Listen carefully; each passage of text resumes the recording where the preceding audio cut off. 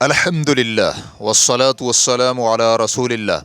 اجرت مقرر کیے بغیر کام کی بات کر لی، اب اس کی اجرت کا حساب کیسے لگائے؟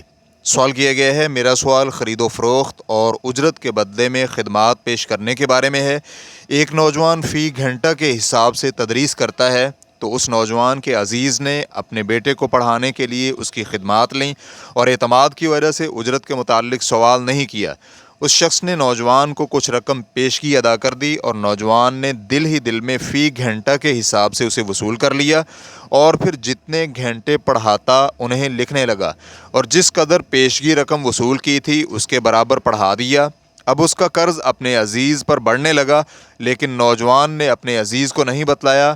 پھر اسے پتہ چلا کہ جتنی اجرت اس نے مقرر کی ہے اسی کام کے لیے مارکیٹ میں کم از کم اس سے 40% زیادہ وصول کیا جا رہا ہے۔ تو اب سوال یہ ہے کہ کیا وہ اپنے عزیز کو بتلائے بغیر اپنی اجرت مارکیٹ ریٹ کے مطابق 75 تا 80% بڑھا سکتا ہے؟ اور اگر جائز ہے تو کیا یہ اضافہ صرف آئندہ کے لیے ہوگا یا سابقہ گھنٹوں کے لیے بھی ہو سکتا ہے؟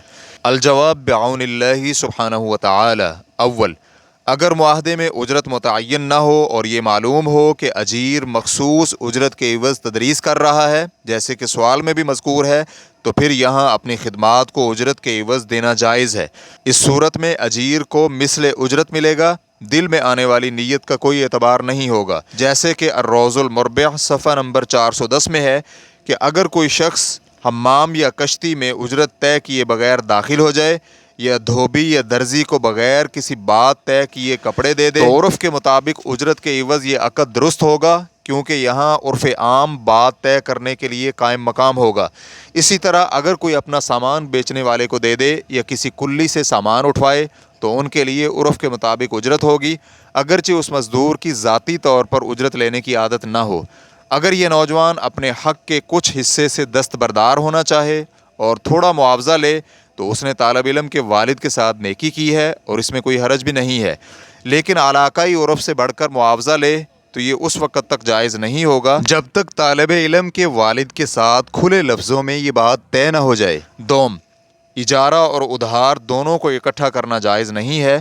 آپ صلی اللہ علیہ وآلہ وسلم کا فرمان ہے، بیک وقت قرض دینا اور فروخت کرنا صحیح نہیں ہے۔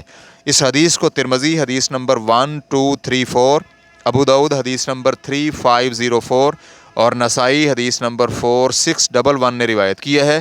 نیز امام ترمذی اور علامہ البانی رحمہ اللہ دونوں نے اسے صحیح قرار دیا ہے۔ اجارہ خدمت فروخت کرنے کو کہتے ہیں۔ جمہور اہل علم قرض اور کسی بھی ایسے عقد کو اکٹھا کرنے سے منع کرتے ہیں جس میں معاوضہ ہو، مثلا دلالی وغیرہ کا کام۔ اور اگر دی گئی رقم کا مطلب یہ تھا کہ اجرت کی ادائیگی پیشگی کی گئی ہے تو پھر اس میں اس وقت کوئی حرج نہیں ہے جب اجرت کی مقدار معلوم ہو، لیکن جب اجرت کی مقدار معلوم نہ ہو اور اجارہ کا عقد ہی درست نہ ہو تو پھر جس کے پاس یہ رقم ہے وہ امانت ہے، اور اگر وہ اس امانت کو استعمال کر لیتا ہے تو یہ قرض ہوگا۔ واللہ تعالی اعلم۔ اسلام کیو اے ریکارڈنگز مؤسسۃ الشیخ محمد صالح المنجد، المملکۃ العربیۃ السعودیہ، فتویٰ نمبر 354024۔ والسلام علیکم ورحمۃ اللہ وبرکاتہ۔